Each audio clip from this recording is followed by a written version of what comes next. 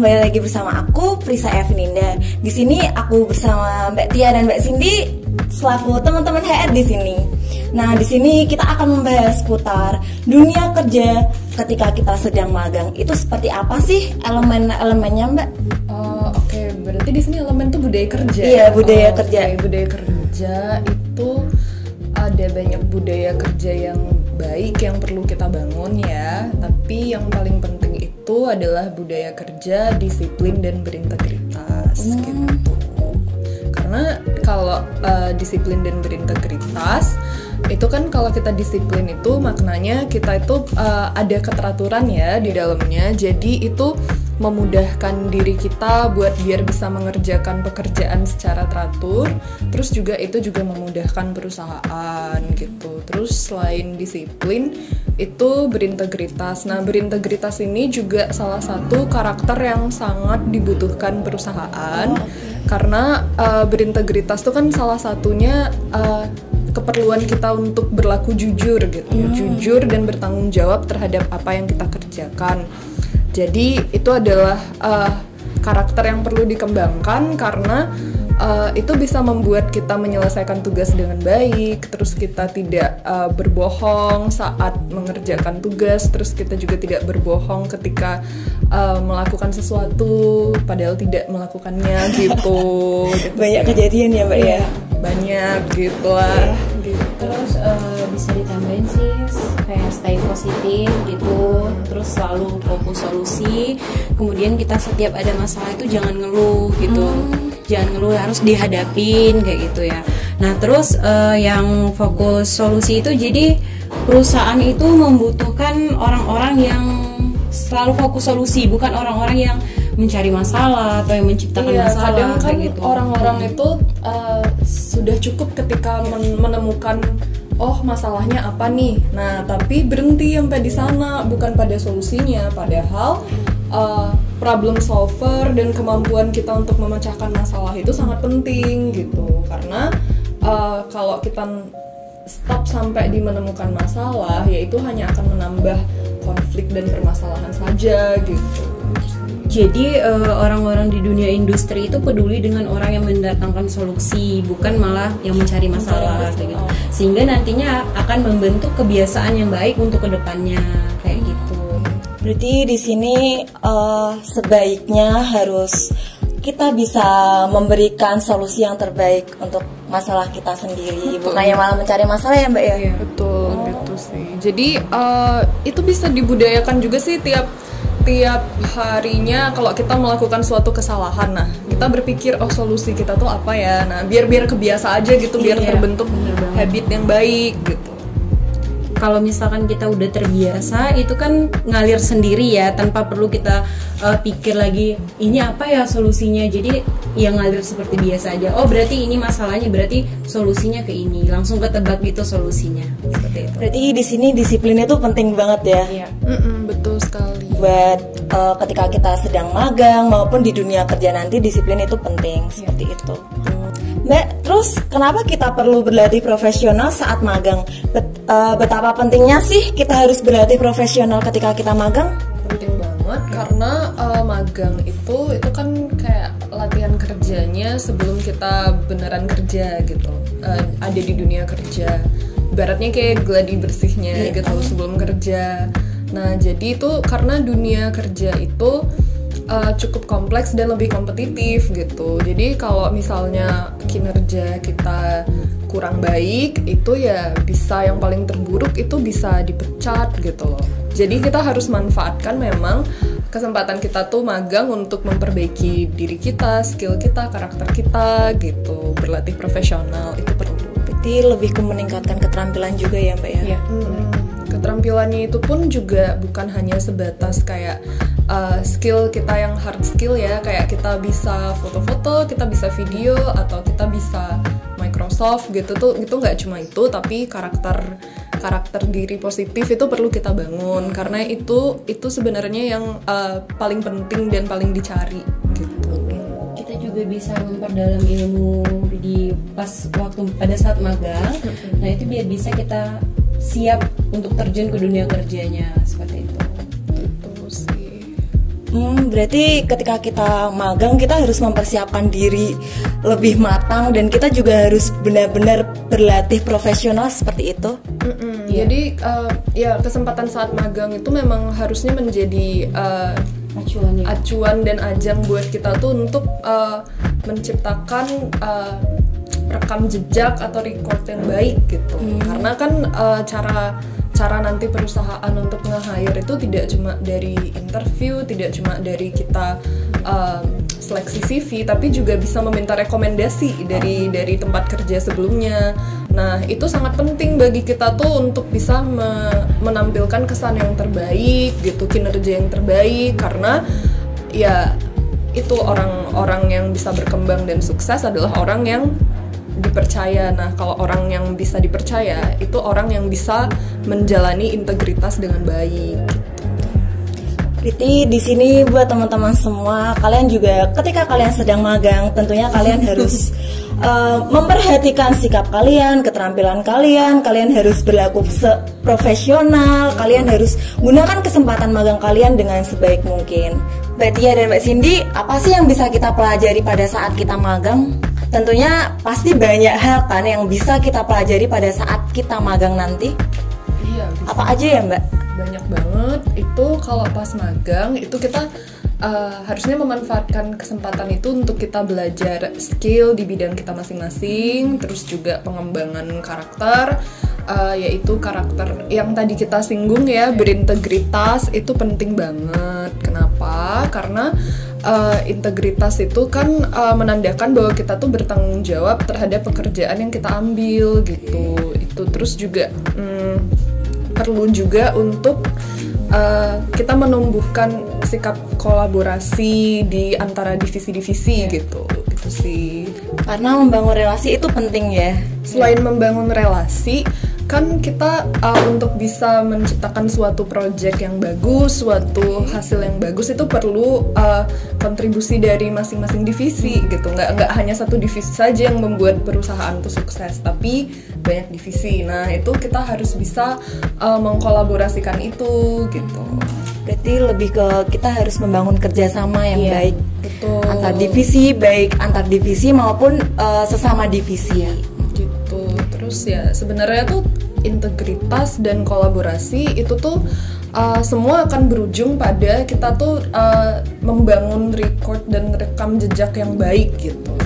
Nah, kenapa rekam jejak itu baik? Karena selepas kita menyelesaikan suatu kontrak dari suatu institusi atau perusahaan, ya perusahaan lain itu juga akan merekrut tenaga kerjanya itu bukan hanya dari interview, dari seleksi CV, tapi juga bisa dengan meminta rekomendasi gitu dari perusahaan-perusahaan yang kita jalani sebelumnya. Itu kita bisa ditanyain gitu, anaknya tuh gimana sih dulu gitu. Berarti itu lumayan banget ya Mbak, kalau misal kita bekerja lebih bagus, kita meningkatkan keterampilan kita pada saat magang, itu lumayan banget ya untuk kedepannya. Lumayan banget. Dan juga sebenarnya itu rekam jejak itu sangat apply juga ya di social life gitu. Pas misalnya sesimpel kayak ya kalau kita tuh tidak menjaga hubungan baik dengan orang, misal nih kita kenal cowok nggak baik-baik gitu. Aduh. Berat nih. Berat ya. Nah, tapi berani nggak kita rekomendasiin cowok yang kayak gitu tuh ke teman cewek kita? Nggak berani kan? Iya, sama itu kalau dalam pekerjaan tuh sama kayak gitu loh. Perusahaan juga akan mikir dua kali dengan rekomendasi yang kurang baik gitu. Makanya penting sekali untuk kita tuh membangun citra yang baik, terus juga kinerja yang baik di perusahaan tempat kita menjalani pekerjaan gitu. Harus memberi kesan yang terbaik juga biar perusahaan itu bisa merekomendasi kita ya untuk selanjutnya itu seperti apa kayak gitu.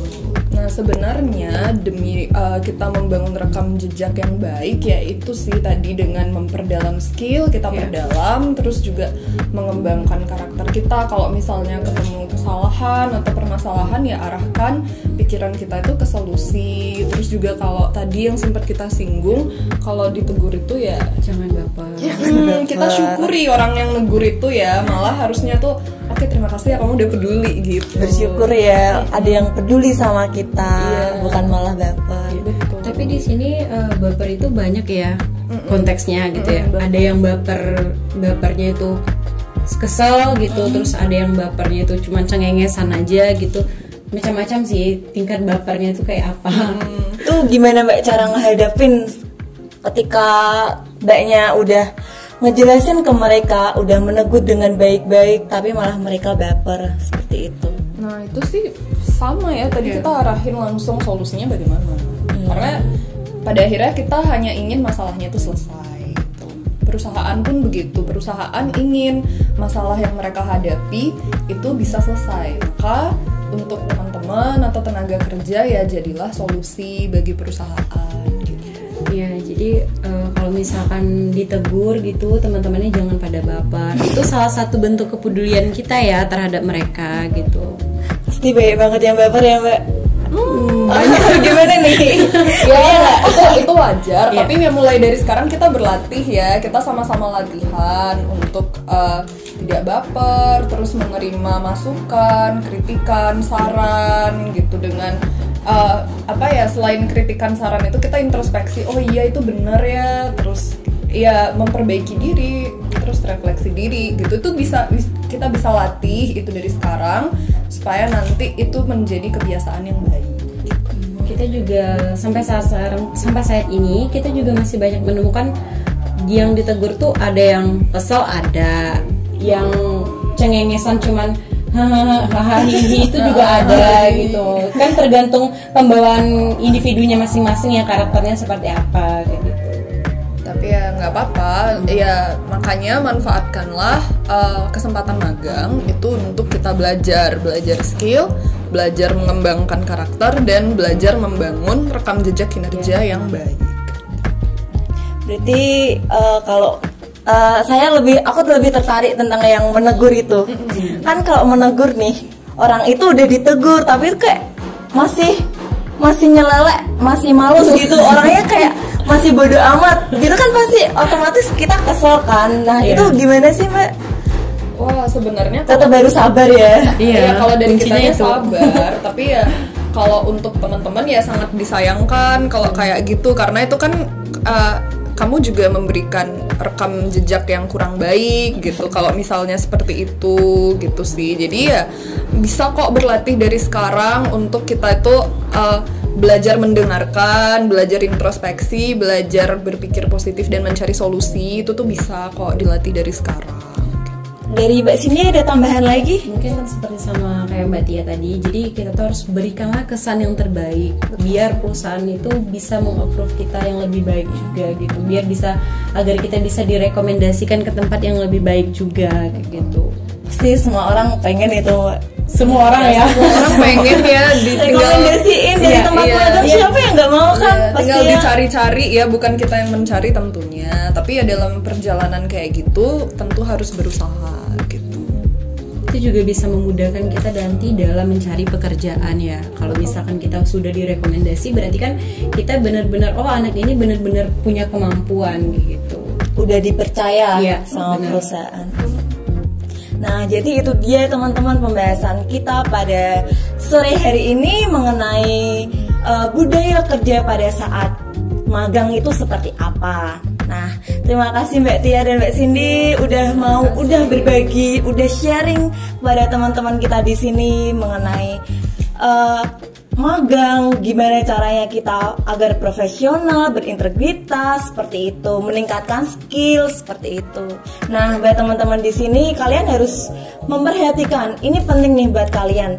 Ketika kalian magang, kalian tuh seharusnya berlatih, kalian harus gunakan sebaik mungkin. Jangan mengecewakan atau kalian jangan ragu, kalian harus berani mengambil resiko, kalian harus berusaha sebaik mungkin ketika kalian sedang magang. Nah, di saat magang itu kan percuma kan kalian udah magang nih 3 bulan atau bahkan ada yang 6 bulan kan Mbak? Oh, ada yang 1 tahun. Ada yang 1 tahun, ternyata kalian gak dapat apa-apa kan, sayang banget waktunya. Gitu. Udah magang 3 bulan ternyata hasilnya zong kan, aduh sia-sia gak sih? Udah capek-capek. Iya, udah capek-capek ngerjain tugas, ternyata relasinya kurang, keterampilannya nggak ditingkatin, aduh Jadi kalian di sini harus memperhatikan ya teman-teman semuanya, biar kalian kedepannya pada saat kalian kerja nih, biar kalian itu lebih profesional lagi, biar kalian lebih disiplin lagi. Jadi kalian harus gunakan kesempatan magang kalian sebaik mungkin. Nah, untuk podcast kali ini sekian dulu ya Mbak Tia, Mbak Cindy. Oke, terima kasih. Kita akan bahas apa nih untuk podcast selanjutnya? Wah, belum Pasti tahu. yang lebih seru lagi ya. Lebih seru sih, lebih bermanfaat. Oke, jadi di sini kalian teman-teman pantengin terus. Kalian harus tetap stay di channel Magang Jogja kita, yang kita akan membahas tentang tema-tema yang lebih menarik ke depannya. Jadi sampai di sini dan terima kasih. Dadah.